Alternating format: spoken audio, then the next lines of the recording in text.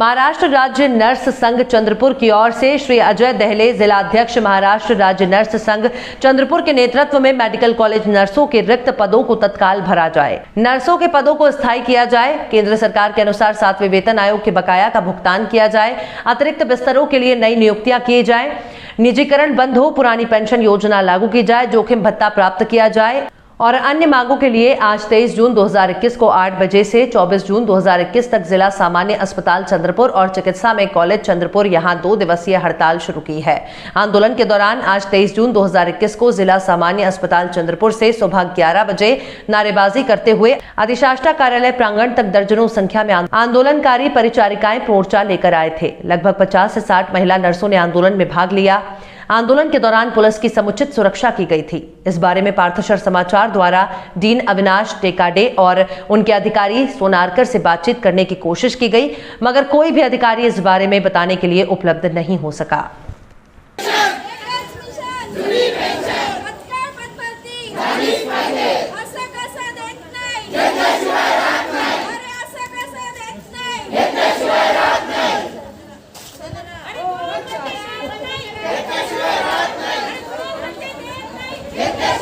Supreme court के फैसले के अनुसार स्थानीय निकायों में ओबीसी का 27% आरक्षण रद्द कर दिया गया है।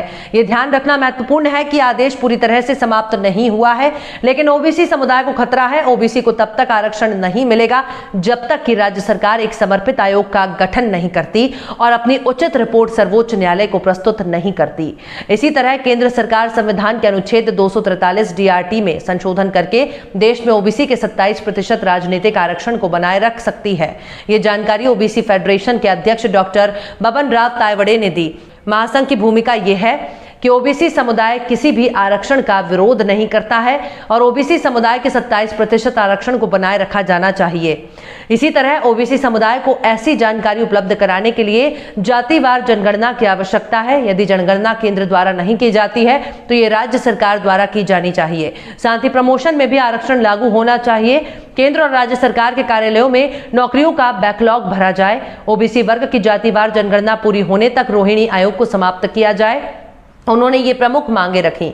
इन मांगों की ओर राज्य और केंद्र का ध्यान आकर्षित करने के लिए फेडरेशन 24 जून 2021 को महाराष्ट्र के सभी जिला कलेक्टरों और तहसीलदारों के माध्यम से मुख्यमंत्री और प्रधानमंत्री को एक ज्ञापन भेजेगा।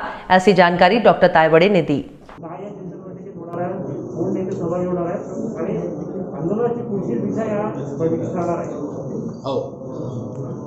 मी आता सांगितल्याप्रमाणे की सध्या या देशातील संपूर्ण ओबीसी समाजासमोर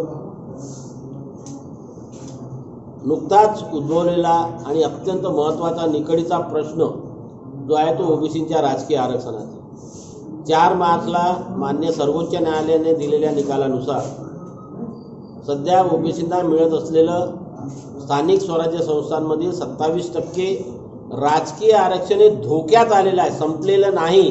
पुन्हा एकदा कारण काही लोक गैरप्रचार करत आहेत की संपलेलं आहे, संपलेलं नाही, धोक्यात आलेलं आहे। धोक्यात असं आलेलं आहे की 1994 पासून आतापर्यंत या ओबीसी समाजाला स्थानिक स्वराज्य संस्थांमध्ये 27% आरक्षण मिळत होतं, परंतु संविधानाच्या कलम 243 मध्ये जी तरतूद आहे त्याप्रमाणे SC आणि ST संवर्गाला लोकसंख्येच्या प्रमाणामध्ये आरक्षण आणि ओबीसी समाजाला 27% आरक्षण अशा प्रकारची योजना सुरू होती, अंमलबजावणी सुरू होती। ज्या ठिकाणी SC आणि STची लोकसंख्या ही 25%च्या वर जाते आणि ओबीसीचं 27% आरक्षण, तिथे एकूण आरक्षण 50%पेक्षा जास्त जात होतं।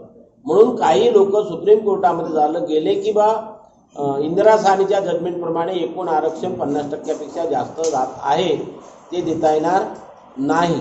खरं म्हणजे त्या ठिकाणी सुद्धा कुठेतरी चूक झालेली आहे, कारण 50%ची मर्यादा ही शैक्षणिक आणि नोकरी क्षेत्रामध्ये होती, एज्युकेशन आणि एम्प्लॉयमेंट, पण तोच जजमेंट त्यांनी पॉलिटिकल्समध्ये लागू केला आणि म्हणून सुप्रीम कोर्टाने सांगितलेलं आहे की तुम्ही हे ओबीसीला आरक्षण द्या, नाकारलेलं नाही आहे, परंतु एकूण आरक्षण हे 50% SC ST ओबीसी म्हणून 50%च्या वर जाता कामा नये। आणि म्हणून त्यांनी आपल्या इथल्या 5 जिल्हा परिषदेच्या निवडणुका रद्द करून हा सर्वोच्च न्यायालयाचा निर्णय असल्यामुळे आता सर्वच जिल्हा परिषदांना महाराष्ट्रातीलच नव्हे तर देशातील स्थानिक स्वराज्य संस्थांना लागू होणार।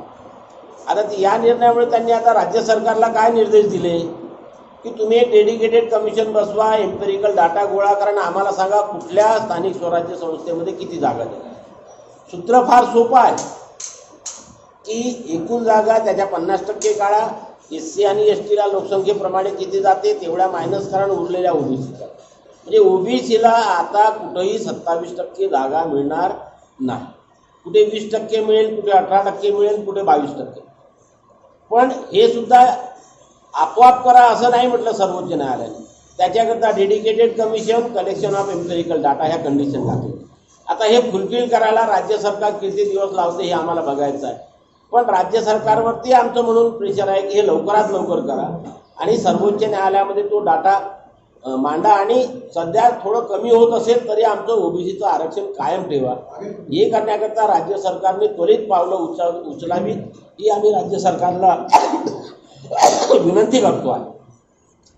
त्याचबरोबर जशी राज्य सरकारची जबाबदारी आहे तशीच केंद्र सरकारची सुद्धा जबाबदारी आहे की हे जे 27% आरक्षण आता कमी होणार आहे, हळूहळू पुन्हा कमी होईल दर 10 वर्षांनी, ते जर 27% कायम ठेवायचं असेल तर संविधानाच्या कलम 243D मधला सेक्शन 6 याच्यामध्ये त्यांनी बदल करून ओबीसींना 27% आरक्षण देण्यात येईल अशा प्रकारचे जर अमेंडमेंट केलं तर या देशामध्ये मिळणाऱ्या राजकीय आरक्षण सर्व ओबीसी समाजाला 27% मिळेल आणि त्याला मग सर्वोच्च न्यायालयात कोणी चॅलेंज करू शकणार नाही।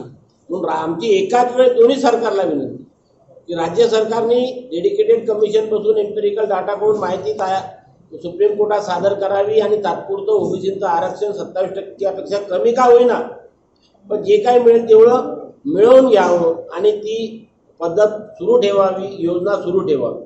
पण त्याच्यापेक्षा मोठी जबाबदारी केंद्र सरकारने पार पाडावी। त्यांनी संविधानाच्या कलम 243D आणि Tच्या सेक्शन 6 मध्ये अमेंडमेंट करून लवकरात लवकर या संपूर्ण देशातील ओबीसी समाजाला 27% राजकीय आरक्षण। नागपुर पेरेंट स्ट्रगल कमेटी के अजय चालखुरे ने बताया कि पिछले 1.5 साल से फीस में भारी बढ़ोतरी से जूझ रहे नागपुर के स्कूल के अभिभावक अब साथ आ गए हैं। समिति ने सरकारी अध्यादेश का पालन करते हुए स्कूल शिक्षा विभाग के माध्यम से स्कूलों के खिलाफ प्राथमिकी दर्ज करने का प्रयास किया, लेकिन पुलिस प्रशासन द्वारा देरी से कार्यवाही में बाधा बन रही है। 3 मई 2021 को सुप्रीम कोर्ट के फैसले के बाद सरकार अध्यादेश को हटाकर माता पिता को न्याय दिलाए। उन्होंने ये भी बताया कि जिन स्कूलों में पैसे की वसूली शुरू हो गई है उन्हें अभिभावकों से फीस मांगने का कोई अधिकार नहीं है। स्कूलों के लिए अनिवार्य EPTA और PTA सिस्टम को पूरी तरह से अवैध बना दिया गया है और अभिभावकों को धोखा दिया गया है। इसी तरह RTE के तहत प्रवेश लेने वाले छात्रों और नियमित शुल्क दाताओं के बीच शुल्क के अंतर को कम करके सभी अभिभावकों को राहत दी जानी चाहिए। अतिरिक्त शुल्क का भुगतान न होने से छात्रों की ऑनलाइन शिक्षा बंद कर दी गई है। विशेषकर 9वीं और 10वीं कक्षा के छात्रों को TC दी जा रही है। EPTA बैठक की सभी रिपोर्ट उपलब्ध कराई जानी चाहिए। साथ ही प्रत्येक वर्ष कक्षावार विद्यार्थियों की संख्या उपलब्ध कराई जाए और इस समय समिति द्वारा अन्य महत्वपूर्ण मांगे रखी गई।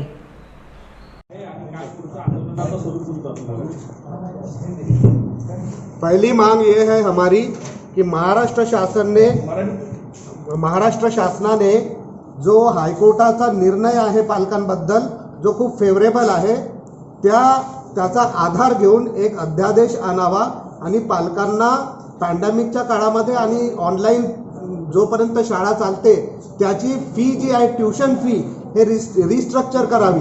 सध्या जी मागणी आहे ट्युशन फी जी आहे ती फिजिकल क्लासेससाठी आहे, परंतु शासनाने ऑनलाईनसाठी ट्युशन फीचं रिस्ट्रक्चर करावं ही सुद्धा आमची मागणी आहे ती पूर्ण करावी असं आम्हाला वाटतं। या शाळांनी ते प्रोड्यूस करावं।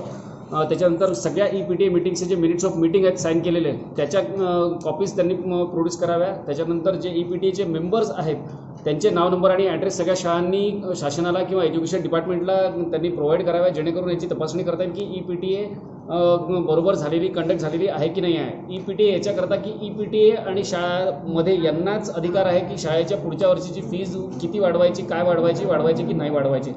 त्याच्यानंतर एक अजून महत्त्वाचा मुद्दा असा की प्रत्येक शाळेचे फायनान्शियल म्हणजे ऑडिट स्टेटमेंट्स जे ऑडिट केलेले आहेत ते दर वर्षाचे 2014 पासूनचे 2020 पर्यंतचे ते शाळांनी एज्युकेशन डिपार्टमेंटला सबमिट करावे, जेणेकरून ते आम्ही RTIच्या माध्यमातून आमच्या तपासणी करता आम्ही त्यांच्याकडनं मागू शकतो. त्याच्यानंतर तुमच्याद्वारे मी शासनाला आणि एज्युकेशन डिपार्टमेंटला अजून एक विनंती करू इच्छितो की कोर्टाला की एक वेगळी म्हणजे त्रिसदस्यीय किंवा काय म्हणतात त्याला थर्ड पार्टी कमिटी स्थापन करून प्रत्येक शाळेचं फायनान्शियल ऑडिट करण्यात यावं, जेणेकरून तिथे जर बाजारीकरण झालं असेल, कमर्शियलायझेशन झालं असेल तर ते सगळ्यांच्या समोर यावं. याच्याकरता मी रिक्वेस्ट करतो की एक वेगळी कमिटी स्थापन करून त्यांनी सगळ्या प्रायव्हेट शाळांचं ऑडिट करावं. या बेसिकली आमच्या 5 महत्त्वाच्या मागण्या आहेत. त्याच्यानंतर आत्ता काही शाळांनी जे TC इश्यू केले आहे ते TC इमिडिएटली एज्युकेशन डिपार्टमेंटनी रिइन्स्टेट करावे. जे ॲडमिशन कॅन्सल झाले आहे त्या मुलांना परत त्या शाळेत ॲडमिशन देण्याची प्रक्रिया एज्युकेशन डिपार्टमेंटनी पूर्ण करावी, अन्यथा पालक रस्त्यावर उतरून आंदोलन करतील. आत्तापर्यंत करत आलो आहोत, याच्या पुढेही आंदोलन होईल.